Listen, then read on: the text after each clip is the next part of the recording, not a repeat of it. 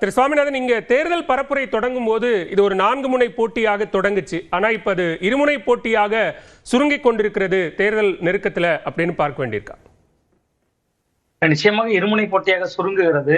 அதுக்கு காரணம் என்ன அப்படின்னு பாத்தீங்கன்னா, ஒரு பக்கம் விஜய் போன்றவர்கள் திமுகவுக்கும் தாவேகாவுக்கும் தான் போட்டி என்பதாக அவர் தொடர்ந்து பிரச்சாரம் செய்து கொண்டிருக்கிறார். அது களத்துல ஆனா திமுக இடையிலான போட்டியாகத்தான் கூர்மையாக இருக்கிறது. நீங்க அந்த திமுக போட்டி கூர்மையாகவே விஜய் தான் காரணம் நான் பாக்குறேன். விஜய் ஒரு வகையில் அப்படியான பிரச்சாரங்கள் செய்து கிட்டத்தட்ட மக்கள் மன்றத்துல திமுக எதிர்ப்பு என்கிற ஏதோ ஒன்றை ஒரு குறிப்பிட்ட பகுதியில, ரொம்ப குறிப்பா தன்னுடைய ரசிகர்கள் மன்றத்திலாவது அவர் விதைத்ததில் வெற்றி பெற்றிருக்கிறார். அப்படி தன் தரப்பு ரசிகர்கள் மத்தியில் அவர் விதைப்பதில் வெற்றி பெற்றிருக்கிறதுனால கிட்டத்தட்ட திமுக ஆதரவு ஓட்டுகளும் அதிமுக பக்கம் செல்ல வேண்டிய ஓட்டுகளும் 2 ஓட்டுகளையும் சரிசமமான அளவுக்கே கூட விஜய் எடுக்கலாம். அப்படி எடுக்கிறதன் வெளிப்பாடு பரப்புரையிலேயே இங்க சிக்கல் இருக்கு. திட்டமிட்ட பரப்புரைகள் நடத்தப்படல, நிறைய பரப்புரைகள் அனுமதி வாங்கி ரத்து செய்யப்படுது, ஒரு சில பரப்புரைகள் தான் நடக்குது, அதுலயும் வேட்பாளர்கள் அறிமுகப்படுத்தப்படல, வேட்பாளர்கள் பெயர் சொல்லப்படலன்னு நிறைய சிக்கல்கள் இருக்கு. சோ அதுவே போதுமானது அப்படின்னு நினைக்கிறீங்களா? இல்ல, விஜய் அரசியலை பொறுத்தவரை அவருக்கு அதுவே போதுமானதா தான் சார் இருக்கும். நம்ம மற்ற அரசியல் கட்சிகளுக்கு ஒரு திமுக அதிமுக போன்று விஜயிடம் எதிர்பார்ப்பு என்பது அவருடைய ரசிகர்களுக்கே இல்லை. நாம் நம்முடைய தளத்திலிருந்து பார்க்கிற பொழுதுதான் விஜயனுடைய அரசியல்ல அபத்தங்களாக ஒரு பத்திரிகையாளராக நானும் மதிப்பீடு செய்கிறேன்.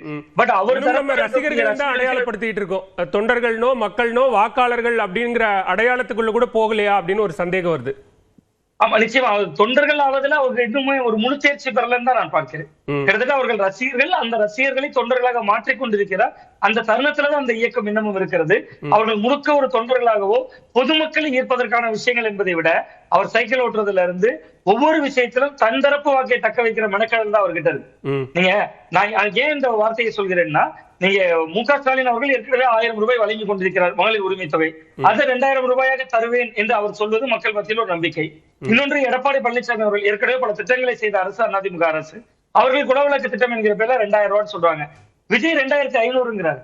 அவர் ஒரு வழக்கமான அரசியலுக்கான போட்டியாகவும் தன் தரப்பு ரசிகர்களை ஈர்ப்பதற்கான வேலைகளை காட்டக்கூடியவராகவும் தான் அவர் இந்த தேர்தல் களத்துல இருக்கிறார். நீங்கள் கேட்டது இப்ப ஒரு மாவட்ட வாரியாக போகணும், மக்களை சந்திக்கணும், மக்கள் கருத்துக்களை கேட்கணும். நீங்க திமுக எதிர்கட்சியாக இருக்கும்போது சார் தொடர்ச்சியா ஒவ்வொரு ஊர்களையும் போய் வணிகர்களை சந்திப்பாங்க, ஒவ்வொரு தரப்பினரையும் சந்திப்பாங்க, ஒவ்வொரு தொழில் செக்டர் மீனவர்களை அழைத்து கூட்டம் போடுவாங்க. அப்படித்தானே ஒரு எதிர்கட்சி அரசியல் செய்யணும். எடப்பாடி பழனிசாமி அவர்கள் ஒரு 150 தொகுதிகளை தேர்தல் தேதி அறிவிப்பதற்கு முன்பே முடித்தவர் தானே. சோ அந்த கண்ணோட்டத்துல நம்ம பார்க்கிறப்ப இன்னைக்கு திமுக அதிமுக இடையில ஒரு போட்டி கூர்மையா இருக்குன்னா காரணம் விஜய் தான் நான் பாக்குறேன்.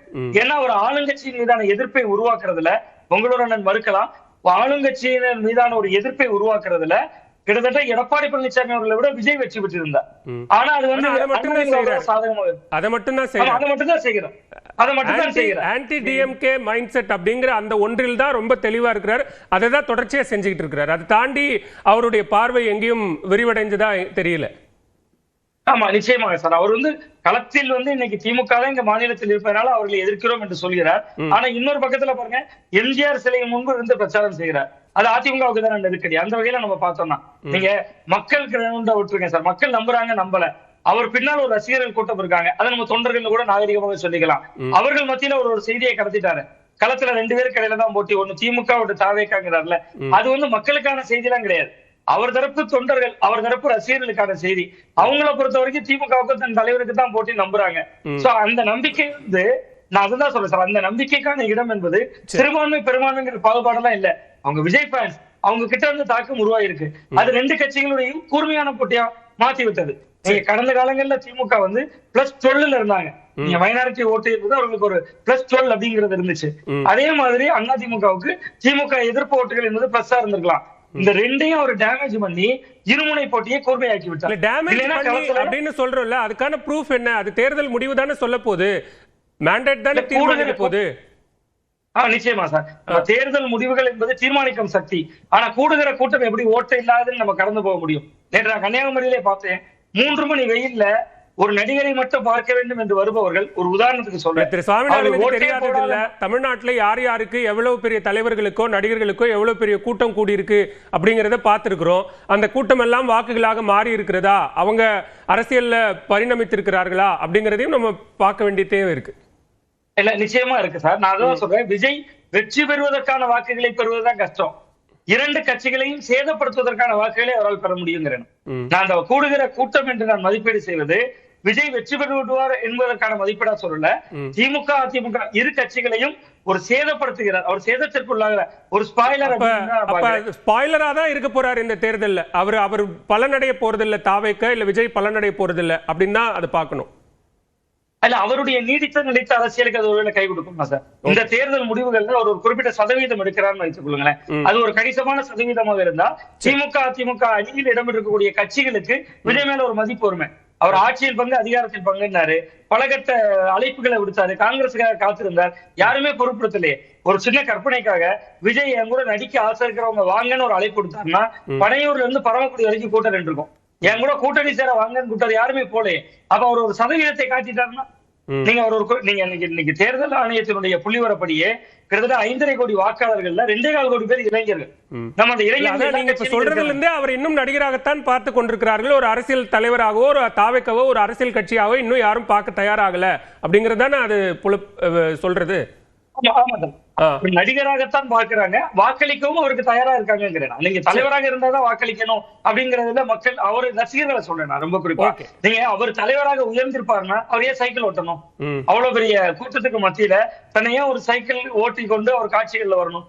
ஒரு தொண்டர்கள் பூ போடுறாங்க, அவர் உடனடியா சைக்கிளை விட்டுட்டு ஏன் போகணும்?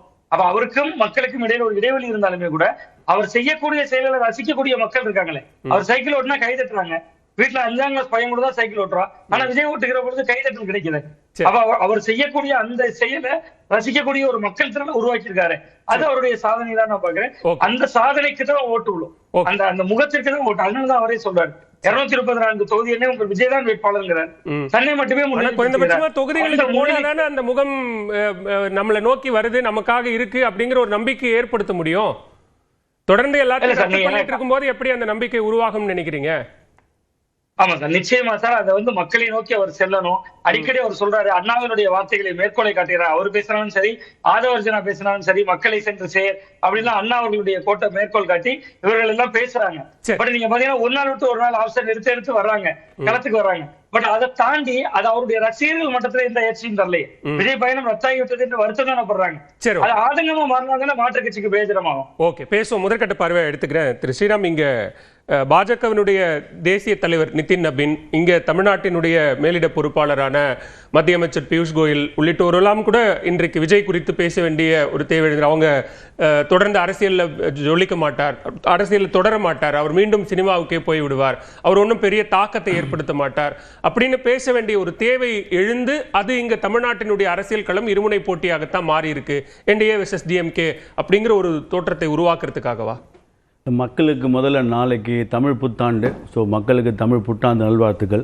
நம்ம இந்த நரேட்டிவை மாறி மாறி பேசினே இருக்கோங்க. முதல்ல 4 முனை போட்டின்னு சொன்னபோது அது திமுகவுக்கு சாதகமாக இருந்ததுனால பேச ஆரம்பித்தோம். நிறையா டிபேட்ஸ்லாம் 4 முனை போட்டி 5 முனை போட்டின்னோம்.